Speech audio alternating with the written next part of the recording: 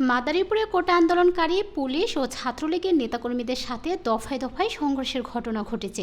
এ সময় ধাওয়া খেয়ে লেকের পানিতে পড়ে দীপ্ত দে নামে এক শিক্ষার্থীর মৃত্যু হয়েছে। পরে বৃহস্পতিবার ফায়ার সার্ভিস লেক থেকে তার মরদেহ উদ্ধার করা হয়। নিহত দীপ্ত দে ভোলা জেলার স্বপনদের ছেলে। তিনি মাদারীপুর সরকারি নাজিমুদ্দিন কলেজের অনার্স দ্বিতীয় বর্ষে প্রাণীবিদ্যা বিভাগের শিক্ষার্থী।